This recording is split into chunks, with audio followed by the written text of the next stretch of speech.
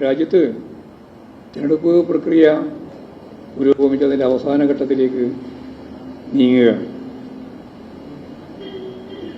BJP മുന്നോട്ടേക്ക് വെക്കുന്ന Hindutva agenda രാജ്യത്താകമാനം ജനങ്ങൾ അതിനെതിരായിട്ടാണ് മുമ്പോട്ടേക്ക് വരുന്നത് എന്നതാണ് ഇപ്പോഴും മനസ്സിലാക്കാൻ സാധിക്കുന്നത്. ജനങ്ങളുടെ ജീവിത പ്രശ്നങ്ങളും അവരുടെ പ്രധാനപ്പെട്ട ആവശ്യങ്ങളും മുന്നോട്ടേക്ക് വെച്ചുകൊണ്ടുള്ള ഒരു തെരഞ്ഞെടുപ്പ് പ്രചരണ പ്രവർത്തനം ഈ അവസാന ഘട്ടമാകുമ്പോഴേക്കും കൂടുതൽ ശക്തിയായിരിക്കുകയാണ്. നേരത്തെ വിശ്വാസവും മോഡിയുടെ ഗ്യാരണ്ടിയൊക്കെ പറഞ്ഞുകൊണ്ടാണ് കാര്യങ്ങൾ അവതരിപ്പിച്ച് മുന്നോട്ടേക്ക് പോയതെങ്കിൽ ഇപ്പോഴും കർഷകരുടെയും ജനങ്ങളുടെയും പ്രശ്നങ്ങൾ മുന്നോട്ടേക്ക് വെച്ച് അതിനടിസ്ഥാനപ്പെടുത്തി ചിന്തിക്കാൻ, പ്രചരണം സംഘടിപ്പിക്കാൻ നല്ല രീതിയിൽ ഹരിയാനയിലും പഞ്ചാബിലും ഒക്കെ ജനങ്ങൾ മുന്നോട്ടേക്ക് വന്നിരിക്കുന്നു എന്നുള്ളതാണ് വളരെ പ്രധാനപ്പെട്ട ഒരു കാര്യം. BJP സർക്കാരിനെതിരായിട്ടുള്ള ജനരോഷം കൂടുതൽ ശക്തിയായിട്ട് വന്ന ഘട്ടമാണ് അവസാനത്തെ തെരഞ്ഞെടുപ്പ് ഘട്ടമാകുമ്പോഴേക്കുള്ള സ്ഥിതി. മോഡിയുടെ ഗ്യാരണ്ടി ജനങ്ങൾ തന്നെ തള്ളിക്കളയുന്ന ഒരു സമീപനമാണ് സ്വീകരിക്കുന്നത്. അങ്ങനെ വന്നപ്പോൾ കൂടുതൽ വർഗീയമായ കാര്യങ്ങളാണ് ഇപ്പോഴ് പ്രചരിപ്പിച്ചുകൊണ്ടിരിക്കുന്നത്. വർഗീയ എന്ന പൊതിഞ്ഞു പറയേണ്ട കാര്യമില്ല. മുസ്ലിങ്ങൾക്കെതിരായിട്ടുള്ള വ്യാപകമായ പ്രചരണം പ്രധാനമന്ത്രിയും BJP നേതാക്കളും ഇന്ത്യയിലുടനീളം ഇപ്പോഴും നടത്തിക്കൊണ്ടിരിക്കുകയാണ്. വർഗീയ ധ്രുവീകരണം ഉണ്ടാക്കാൻ വേണ്ടി നടത്തിക്കൊണ്ടിരിക്കുന്ന ഈ പ്രചരണത്തെ സംബന്ധിച്ച് ഇലക്ഷൻ കമ്മീഷന്റെ മുമ്പിൽ നിരവധി പരാതികൾ നൽകിയിട്ടും അതിനെതിരായ നിലപാട് സ്വീകരിക്കാൻ ഇലക്ഷൻ കമ്മീഷൻ തയ്യാറായിട്ടില്ല എന്നുള്ളതാണ് വിചിത്രമായ ഒരു കാര്യം. വോട്ടിംഗ് ശതമാനം തന്നെ കൃത്യമായി പുറത്തുവിടുന്നതിന്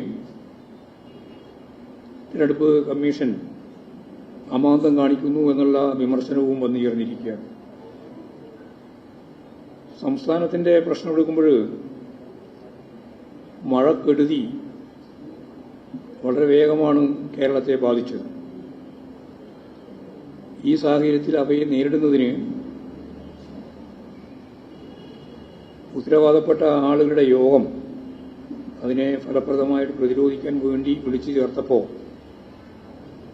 അതിൽ മന്ത്രിമാർ ഉൾപ്പെടെയുള്ള ജനപ്രതിനിധികൾ ആരും പങ്കെടുക്കരുത് എന്നാണ് ഇലക്ഷൻ കമ്മീഷന്റെ വിലക്ക്. എന്ന് പറഞ്ഞാൽ ഭരണഘടനാപരമായി വർഗീയ ധ്രുവീകരണം ശക്തിപ്പെടുത്താനുള്ള നീക്കത്തെ പ്രതിരോധിക്കുന്നതിൽ ഇടപെടാത്ത ഇലക്ഷൻ കമ്മീഷൻ ഇവിടെ വളരെയേറെ പ്രയാസം സൃഷ്ടിക്കുന്ന കാലവർഷക്കെടുതികളെ പ്രതിരോധിക്കുന്നതിനു വേണ്ടിയുള്ള പ്രവർത്തനത്തിന് വേണ്ടി ചേരുന്ന യോഗത്തിൽ പോലും മന്ത്രിമാരും ജനപ്രതിനിധികളും പങ്കെടുത്തുകൂടാ എന്ന വിലക്ക് യഥാർത്ഥത്തിൽ പ്രശ്നങ്ങളിൽ ശക്തിയായി ഇടപെടാതിരിക്കുകയും എന്നാൽ അടിയന്തരമായി ഇടപെടേണ്ടുന്ന ജനകീയ പ്രശ്നങ്ങളെ മാറ്റി നിർത്തുന്ന രീതിയുമാണ് ഇലക്ഷൻ കമ്മീഷന്റെ ഭാഗമായിട്ട് നമ്മൾ കാണുന്നത്.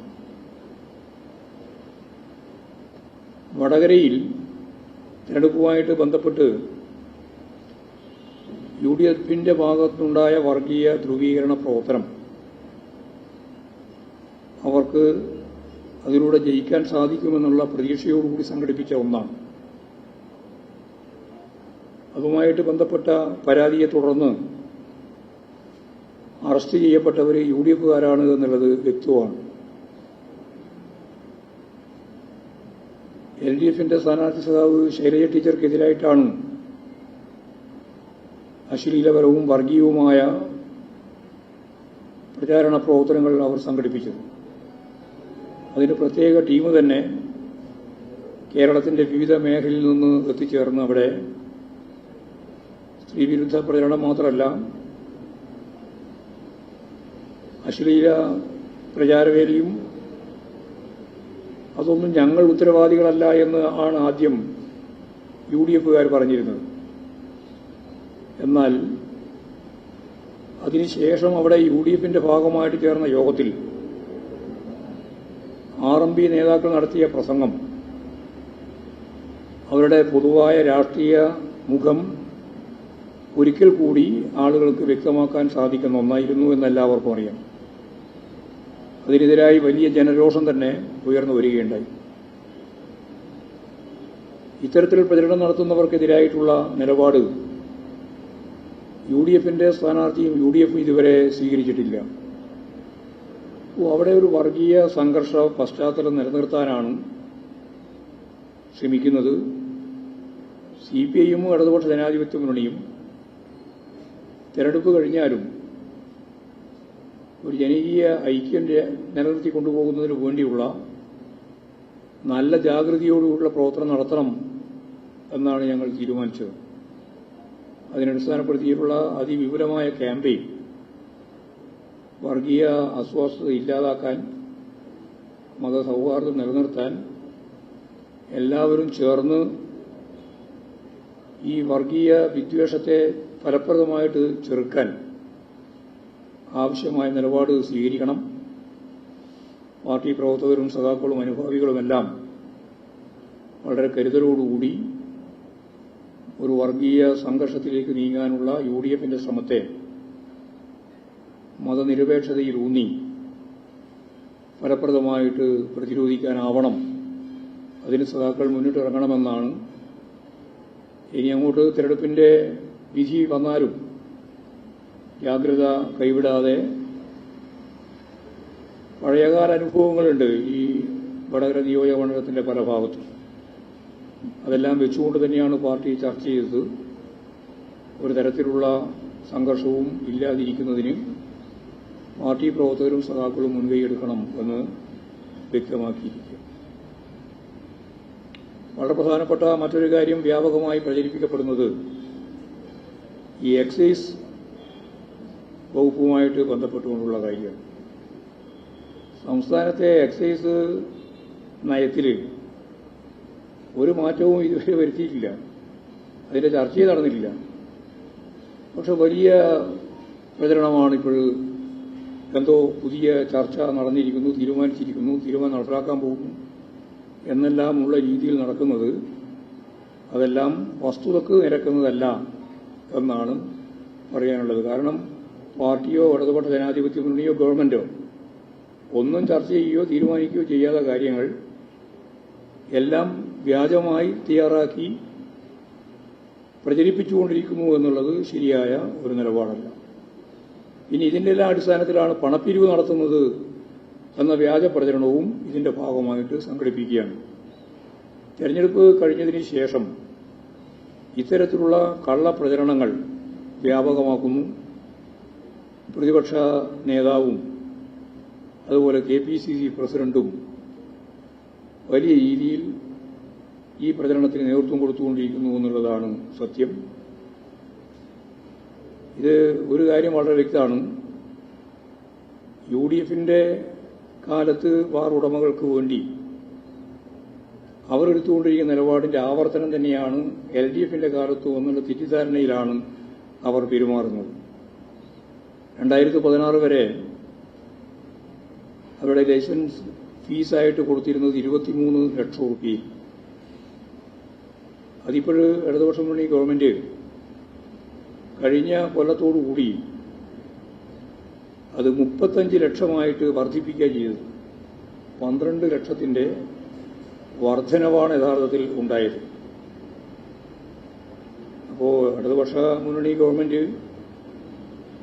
ഗവൺമെന്റ് താല്പര്യം തന്നെയാണ്, ജനങ്ങളുടെ താല്പര്യം തന്നെയാണ് സംരക്ഷിക്കുന്നത്. അല്ലാതെ ഏതെങ്കിലും ഒരു തരത്തിൽ സമ്പന്നരുടെ താല്പര്യം സംരക്ഷിക്കുന്നതാണ് എന്ന പ്രചരണത്തിന് യാതൊരു അർത്ഥവുമില്ല. പിന്നെ വന്നുകൊണ്ടിരിക്കുന്ന പ്രചരണങ്ങളെല്ലാം മദ്യത്തിൽ മുക്കുകയാണ് എന്നെല്ലാമുള്ള പ്രചരണം. അതും സൂക്ഷ്മമായി പരിശോധിച്ച് നോക്കിയാൽ UDF കാലത്ത് ഉണ്ടായിരുന്ന അത്രയും ഉപഭോഗം ഇപ്പോഴ് ഇല്ല എന്നുള്ളതാണ് സത്യം. 1706 ലക്ഷം കേസാണ് 2011-12 മുതൽ 2015-16 വരെ ഇവിടെ ഉപയോഗിച്ചത്. എന്നാൽ 1706 ലക്ഷം കേസിൽ നിന്ന് 1610 ലക്ഷം കേസായി 96 ലക്ഷം കേസിന്റെ കുറവാണ് യഥാർത്ഥത്തിലുണ്ടായത്. അപ്പോൾ ഉപഭോഗം വർദ്ധിക്കുന്നില്ല, കുറഞ്ഞുകൊണ്ടിരിക്കുന്നു എന്നുള്ളതാണ് ചിത്രം. വിദേശ നിർമ്മിത മദ്യത്തിന്റെയും വിൽപ്പന കണക്കാക്കിയാൽ അതും കുറഞ്ഞുകൊണ്ടിരിക്കുകയാണ്. അപ്പോൾ തീർച്ചയായും വില വർദ്ധിച്ചിട്ടുണ്ട് എന്നുള്ളത് സത്യമാണ്. അത് വരുമാനത്തിലും പ്രതിഫലിച്ചിട്ടുണ്ട്. എന്നാൽ സർക്കാരിന്റെ മദ്യവരുമാനത്തിന്റെ പങ്ക് യഥാർത്ഥത്തിൽ കുറയുകയാണ് ചെയ്തത്. അങ്ങനെയാണ് പലരും പ്രചരിപ്പിക്കുന്നത്, അത് കൂടിക്കൊണ്ട് ഇരിക്കുന്നു എന്നാണ്. അത് സത്യം പറഞ്ഞാൽ ആ പങ്ക് കുറയുന്ന നിലയാണ് ഉണ്ടായിട്ടുള്ളത്. അപ്പോൾ ആരോപണങ്ങളൊന്നും അടിസ്ഥാനപരമായിട്ട് ശരിയായതല്ല എന്നാണ് അത് സംബന്ധിച്ച് പറയാനുള്ളത്.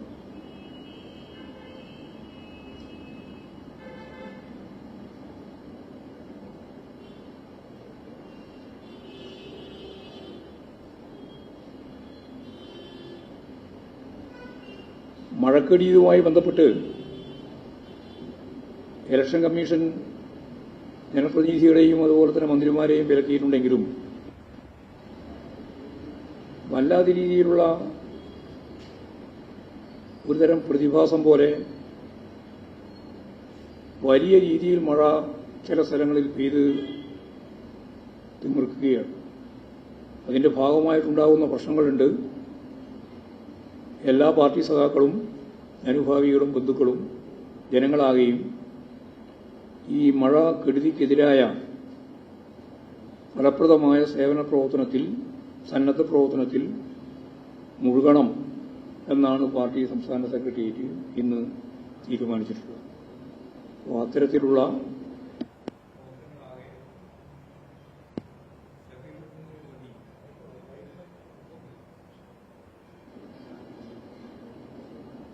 പാർട്ടി പ്രവർത്തകരാകെ സജീവമായി രംഗത്തിറങ്ങണം എന്നുകൂടിയാണ് അത് സംബന്ധിച്ച് പറയാനുള്ളത്.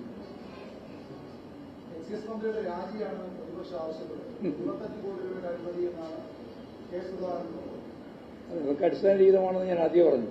ഒരു രാജ്യവും ഇവിടെ വെക്കേണ്ട കാര്യമില്ല. മദ്യനയം സംബന്ധിച്ച് ചർച്ച ചെയ്തിട്ടേയില്ല. ചെയ്യാതെ മദ്യനയത്തെ സംബന്ധിച്ചിടത്തോളം ചർച്ച ചെയ്തു എന്ന് പ്രഖ്യാപിക്കുകയാണ്. അതിനടിസ്ഥാനമില്ല, അടിസ്ഥാനരഹിതമായ ആരോപണമാണ്. അതുകൊണ്ട് മന്ത്രി രാജിവെക്കേണ്ട കാര്യമൊന്നും ഇതിന്റെ അകത്ത് വരുന്നില്ല. അതെ, വ്യാജ പ്രചരണത്തിനെതിരായിട്ട് അല്ല, വ്യാജ പ്രചരണത്തിനെതിരായിട്ട് DGPക്ക് അത് പരിശോധിക്കുന്നതിനാവശ്യമായ രീതിയിൽ നിലപാട് സ്വീകരിക്കണം എന്ന് പറഞ്ഞുകൊണ്ടാണ് കത്ത് കൊടുത്തിട്ടുള്ളത്. അതെ, ആ ഓഡിയോ ഉൾപ്പെടെ വെച്ചിട്ടില്ല, പരിശോധിക്കട്ടെ. അതിനെന്താ വേറെ പ്രയാസം? എന്താ ഏത് ഓഡിയോ ആയാലും എന്തായാലും പരിശോധിച്ച് ആവശ്യമായ നിലപാട് സ്വീകരിക്കട്ടെ.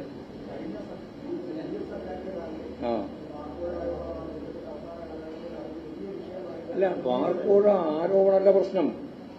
അത് വസ്തുതയുമായിട്ട് എന്തെങ്കിലും കാര്യമുണ്ടോ എന്നുള്ളതാണ്. ഞാനതല്ലേ പറഞ്ഞത്. ബാറിന്റെ പ്രശ്നം സംബന്ധിച്ച് സീരിയസ് ആയി പരിശോധിച്ച് നോക്കിയാൽ മദ്യനയം സംബന്ധിച്ച് ചർച്ച ചെയ്തിട്ടേ ഇല്ല. അങ്ങനെ മദ്യനയം സംബന്ധിച്ച് ചർച്ച ചെയ്യാതെ പാർട്ടിയും ചർച്ച ചെയ്തിട്ടില്ല, ഇടതുപക്ഷ ജനാധിപത്യ മുന്നണിയും ചർച്ച ചെയ്തിട്ടില്ല, ഗവൺമെന്റ് തീരുമാനിച്ചിട്ടുമില്ല. അങ്ങനെ തീരുമാനിക്കുകയേ ചെയ്യാത്ത കാര്യം ഇപ്പോഴും ഈ ഇലക്ഷൻ കഴിഞ്ഞ് നിങ്ങൾക്ക് കാര്യമായ വർക്കൊന്നുമില്ലാതുകൊണ്ട് വാർത്തയാക്കിയിട്ട് പ്രചരിപ്പിക്കുന്നതിൽ ആരാ അതിന്റെ പിന്നിൽ പോകേണ്ട കാര്യം? അപ്പോൾ തെറ്റായ നിലപാടാണ്. അതിപ്പോ അങ്ങനെ എല്ലാ കാലത്തും UDF LDF ഒന്നാണെന്ന് പറയാൻ വേണ്ടി ശ്രമിക്കാറുണ്ട്. അല്ലാന്ന് എല്ലാവർക്കും പകൽ വെളിച്ചം പോലെ അറിയുന്നതാണ്. രണ്ടും രണ്ട് നിലപാടാണ് സ്വീകരിക്കുന്നത്. ശരിയാണ്. വകുപ്പ് സെക്രട്ടറിമാരൊന്നും വകുപ്പ് സെക്രട്ടറിയാണെന്നല്ലോ നയം തീരുമാനിക്കുന്നത്. നിങ്ങൾക്കറിയാലോ നയം എങ്ങനെയാ തീരുമാനിക്കുക? എത്ര കൊല്ലം? അതാ ഞാൻ പറഞ്ഞതാണ്. നിങ്ങൾ ആദ്യം നയം രൂപീകരിക്കണമെങ്കിൽ അതിന് പാർട്ടിയെ സംബന്ധിച്ചിടത്തോളം ഒരു നിലപാടുണ്ടാവണം. പാർട്ടിക്ക് നയം സംബന്ധിച്ച് പാർട്ടി കഴിഞ്ഞാൽ ഇടതുപക്ഷ ജനാധിപത്യ മുന്നണിക്ക് ഒരു നിലപാടുണ്ടാവണം.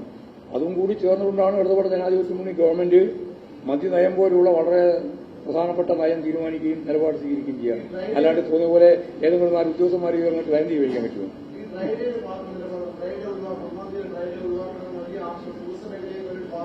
വലിയ ആവശ്യം വരുന്നുണ്ട്. പാർട്ടി തീരുമാനിച്ചില്ല, നയം തീരുമാനിക്കുമ്പോൾ എടുക്കുള്ളൂ. നയം തീരുമാനിക്കുമ്പോൾ നമുക്ക് അത് കൊടുക്കാം. ഞങ്ങൾ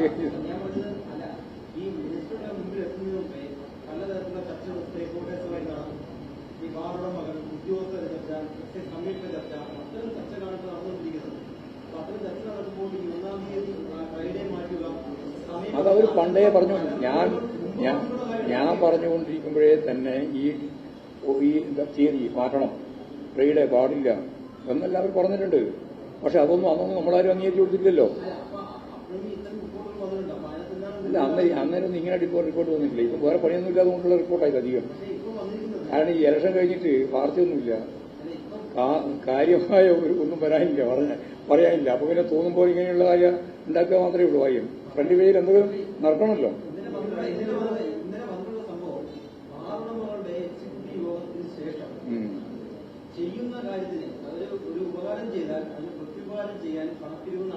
അതാണ് ഞാൻ നേരത്തെ പറഞ്ഞത്. UDFന്റെ ഒരു നിലപാടാണത്.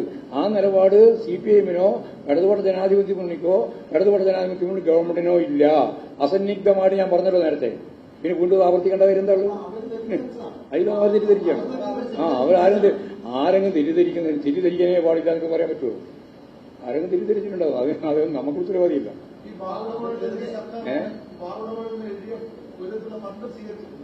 ഫണ്ട് അതിപ്പോ ആരോട് വണ്ടി പിരിച്ചതെന്നല്ല, ഫണ്ട് പിരിവ് നോക്കിയാലേ മനസ്സിലാവുള്ളൂ. അങ്ങനെ പിരിച്ചിട്ടേ ഇല്ലാന്നൊന്നും ഞാൻ പറയുന്നില്ല. എല്ലാവരോടും വണ്ടി പിരിക്കുന്ന പോലെ അവരോടും പിരിച്ചിട്ടുണ്ടാവും. അതിനുള്ള അത്ഭുതം. അത് ഇലക്ട്രൽ ബോണ്ടല്ലോ. ഇലക്ട്രൽ ബോണ്ട് നടത്തിയതിനെ പറ്റി ഒന്നും പറയാനില്ല. എന്നിട്ട് ഇവിടെ ആരോടോ ബാറുകാരോട് പണം പിരിച്ചിട്ടുണ്ടോ, ഫണ്ട് പിരിച്ചിട്ടുണ്ടോ എന്നാ ചോദ്യം. നാട്ടിലുള്ള എല്ലാവരോടും വണ്ടി പിരിച്ചിട്ടുണ്ടാവും. പാവപ്പെട്ട ആളുകളോടും ഇടത്തരക്കാരോടും ഒക്കെ പിരിച്ചിട്ടുണ്ടാവും. അതൊന്നും ഞങ്ങൾക്ക് വലിയ പ്രശ്നമുള്ളതല്ല. ഒഴിവാക്കണം തീരുമാനിച്ചാൽ ഒഴിവാക്കും, ഒഴിവാക്കേണ്ട തീരുമാനിച്ചാൽ ഒഴിവാക്കില്ല. അത് നിങ്ങൾ പത്രത്തിൽ എഴുതിയെന്നുള്ളത് കൊണ്ട് മാത്രം അത് നിൽക്കുകയില്ല, അത് ഒഴിവാകുകയില്ല. രണ്ടും കണ്ടോ കേട്ടാ. ഞങ്ങൾ കൃത്യമായ നിലപാട് സ്വീകരിക്കുന്നു. അതല്ലേ ഞാൻ പറഞ്ഞു. നിങ്ങൾ പെട്ടെന്ന് എന്തുകൊണ്ടാണ് ആരോപണം വന്നതിന് ഒറ്റ അടിസ്ഥാനമേ ഉള്ളൂ. നിങ്ങൾക്ക് വേറെ ഒരു വാർത്തയും കാര്യമായിട്ടില്ല. ഇലക്ഷൻ കഴിഞ്ഞതിന് ശേഷം നിങ്ങൾ കുറേ ദിവസമായിട്ട് ഡ്രൈ ആണ്. ആ ഡ്രൈ ഡേ എങ്ങനെ കൈകാര്യം ചെയ്യണം തീരുമാനിച്ചിട്ട് നിങ്ങൾ ആ ഡ്രൈ അവസാനിപ്പിക്കാൻ വേണ്ടി എടുത്ത പണിയാണ്. അതിനപ്പുറം ഞങ്ങൾക്ക് എന്താ ഇന്നലെ യോഗം കഴിഞ്ഞ്, ഇന്നലെ മാത്രമല്ലോ യോഗം കഴിഞ്ഞ് എത്ര പ്രാവശ്യം യോഗം ചേർന്നിട്ടുണ്ട്. അതല്ലേ ഞാൻ പറഞ്ഞു. അതിപ്പോ നയായിട്ട് എങ്ങനെയാ വരിക, എപ്പോ വരിക? ഞാൻ നേരത്തെ നിങ്ങളോട് പറഞ്ഞു, ഇപ്രാവശ്യത്തെ മദ്യനയം എന്നതിനെ സംബന്ധിച്ച് പാർട്ടിയോ ഇടതുപക്ഷ ജനാധിപത്യ മുന്നണിയോ ഇടതുപക്ഷ ജനാധിപത്യ മുന്നണി ഗവൺമെന്റോ ആലോചിക്കുകയോ തീരുമാനിക്കുകയോ ചെയ്തിട്ടില്ല. ഈ വസ്തുത വെറുതെ പറഞ്ഞുകൊണ്ടിരിക്കണം. ഈ വസ്തുത സത്യമായി ഇരിക്കുമ്പോൾ വെറുതെ വാർത്ത കൊടുക്കുക. ഈ വാർത്തയുടെ പിന്നിൽ ഞങ്ങളെല്ലാം അതിന്റെ ഒപ്പം തന്നെ സഞ്ചരിച്ചുകൊള്ളെന്ന് പറയും. അതിന് ഞാനില്ലാന്ന് പണ്ടേ നമ്മൾ പറഞ്ഞാണ്. നിങ്ങൾ വാർത്ത കൊടുത്തു, ആ വാർത്ത കൊണ്ട് നിങ്ങൾ തന്നെ നടന്നു. അത്രയേ ഉള്ളൂ. ഇല്ല, ഞാനിരിക്കുമ്പോൾ നിൽക്കുന്നില്ല. അല്ല, അത് അന്നത്തെ സാഹചര്യമല്ല ഇന്ന്. അന്ന് ഈ ഇലക്ഷൻ കഴിഞ്ഞിട്ടില്ലല്ലോ. അങ്ങനെ അസംബ്ലി ഇലക്ഷനിലേ കഴിഞ്ഞത്. ഒരു ഗ്യാപ്പ് ഉണ്ടായിട്ടില്ല. ഇപ്പൊ നല്ല ഗ്യാപ്പുണ്ട്. ഈ ഒരു മാസം എന്താ ചെയ്യുക? ഈ പത്രത്തിന്റെ എല്ലാം പേജ് നിറക്കണ്ടേ? അതുപോലെ തന്നെ വാർത്ത 24 മണിക്കൂറും പറയണ്ടേ? അതിനെല്ലാം വേണ്ടി നിങ്ങൾ ഉപയോഗിക്കുകയാണ്. നിങ്ങൾ ഉപയോഗിക്കുന്ന ആ വാർത്താ ശൃംഖലയോട് ഞാൻ ഉറപ്പായിട്ട് പറഞ്ഞു, ഒരു തരത്തിലും ഞങ്ങൾക്ക് അതിന്റെ മേലെ ഒരു പ്രതികരണം നടത്തേണ്ട കാര്യമില്ല. അങ്ങനെയൊന്നുമില്ല. വെറുതെ വന്ന വാർത്ത എന്താ അസോസിയേഷൻ? അത് അവരോട് ചോദിച്ചോ? അസോസിയേഷൻകാരോട് ചോദിച്ചോ? ബാർ അസോസിയേഷൻകാരോട് ചോദിക്കൊണ്ട് എന്നോട് ചോദിച്ചിട്ടുണ്ടായിരുന്നു.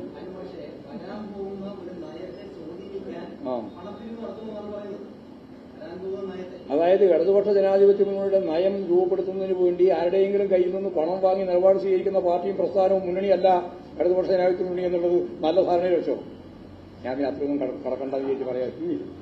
വെറുതെ നമ്മളിങ്ങനെ എന്ത് ഇതിന്റെ അത് അവർ തന്നെ സസ്പെൻഡ് ചെയ്തിട്ടുള്ള ഒരാളാണെന്നാണ് അവരെന്നെ പറയുന്നത്. അതിൽ അവരാലോചിച്ചോട്ടെ. നമ്മൾ ഇതിന്റെ അമ്മാതിയുടെ കാര്യങ്ങളിൽ ഇടപെടുന്നത് അതിലൊന്നും ഞങ്ങൾക്ക് യാതൊരു തരത്തിലുള്ള കാര്യം ഇടപെടേണ്ട കാര്യം. അങ്ങനെ വരുമല്ലോ. സർക്കാരുമായിട്ട് ബന്ധപ്പെടാത്തതും ഒക്കെ ഓഡിയോ വരുമല്ലോ. ആ ഓഡിയോ പരിശോധിക്കാനാണല്ലോ ഗവൺമെന്റ് തന്നെ പറഞ്ഞത്. പരിശോധിക്കട്ടെ, വന്ന ഓഡിയോ എങ്ങനെയാണ് വന്നത്, ആരാണ് ശരി എന്നുള്ള കാര്യം പരിശോധിച്ച് ആവശ്യമായ നിലപാട് സ്വീകരിക്കട്ടെ. അതാണ് ഞങ്ങൾ പറഞ്ഞത്. ഗവൺമെന്റ് അതാണ് നിലപാട് സ്വീകരിച്ചത്. DGPക്ക് കത്ത് കൊടുത്തിട്ടുള്ളത് അതിന്റെ ഫലമായിട്ട്.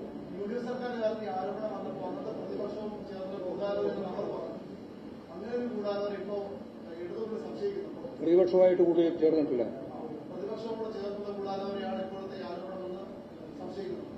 അത് സംശയിക്കേണ്ടത് മാധ്യമങ്ങളെ സംബന്ധിച്ച് മാത്രം. മാധ്യമങ്ങൾ എപ്പോ അതിന്റെ തന്നെ ഭാഗമാണ്.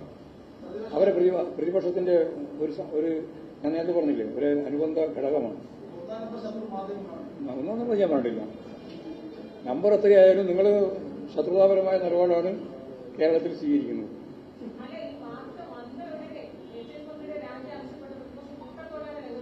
അതെ അതെ, വേറെ ചാൻസ് ഒന്നുമില്ലല്ലോ പറയാൻ. വേറെ പോയിന്റ് ഇല്ല. അപ്പോൾ എന്തെങ്കിലും ചാൻസ് എന്താ വീണ് കിട്ടുക നോക്കിയിട്ടാണ് സുധാകരനും അതുപോലെ തന്നെ വി.ഡി. സതീശനും നടക്കുന്നത്. അവർ നടന്നോട്ടെ, അതിലൊന്നും ഞങ്ങൾക്ക് യാതൊരു പ്രശ്നമില്ല. അവരതും കൊണ്ട് നടന്നോട്ടെ എന്നല്ലേ അറിയുകയുള്ളൂ. അതിനൊന്നും ഞങ്ങൾക്ക് പറയാനാണ് ഞാൻ പറഞ്ഞത്. തെരഞ്ഞെടുപ്പ് ഫലം വരണം, അപ്പോഴാണ് ശരിയായ രീതിയിൽ പറയാൻ പറ്റുക. ഒന്നും തീരുമാനിച്ചില്ല. രാജ്യസഭാ സീറ്റും തീരുമാനിച്ചില്ല. അത് മതി, ഒരു മാസം തന്നെ തീരുമാനിക്കാൻ അധികം തീരുമാനം വളരെ വേഗം നടത്താൻ സാധിക്കുന്നില്ല. ഒരുപാട് പാർട്ടി, മൂന്നൊന്നുമല്ല, എല്ലാ പാർട്ടിയും ആവശ്യപ്പെട്ടു. എല്ലാ പാർട്ടിക്കും ആവശ്യപ്പെടാം. അതിലിപ്പം നിങ്ങളുടെ മുമ്പിൽ 3 പാർട്ടി ആവശ്യപ്പെട്ടു മാത്രമേ ഉള്ളൂ. ആർക്ക് വേണമെങ്കിലും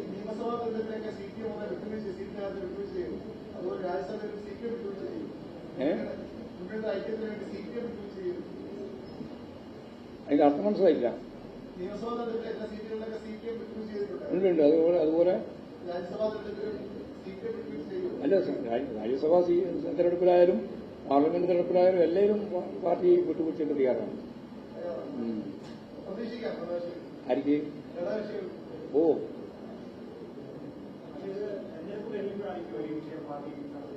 തെരഞ്ഞെടുപ്പ് കഴിയട്ടെ, ഏതായാലും 4-ാം തീയതി കഴിയട്ടെ, എന്നിട്ട് നമുക്ക് സീരിയസ് ആയിട്ട് ആലോചിക്കാം.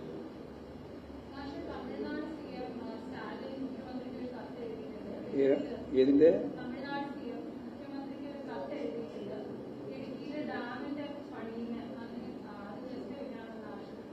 ഡാമിനെ പണി തുടങ്ങിയിരുന്നില്ലല്ലോ. ഏത് പണിയാണ് നടത്തി നോക്കേണ്ടത്? അവിടെ അങ്ങനെ ഒരു ഡാമിന്റെ പണി തുടങ്ങിയിട്ടില്ല. അത് കേന്ദ്ര ഗവൺമെന്റുമായി ബന്ധപ്പെട്ട് നിൽക്കുകയാണ്.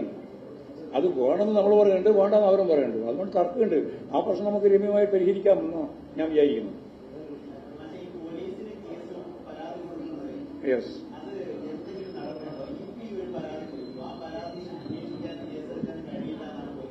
അതന്നെ അതിന്റെ മറുപടി അവർ പറഞ്ഞു. നോക്കാം, അതിന് ശേഷമുള്ള നടപടി എന്താണെന്ന് ആലോചിക്കാം. ഇപ്പോഴ് കൊടുത്തതിന് നടപടിയില്ലെങ്കിൽ ഇനി നടപടി ഉണ്ടാവാനുള്ള നിലപാടെന്താണെന്നുള്ളത് നമുക്ക് ആലോചിക്കേണ്ടി വരും. ശരി.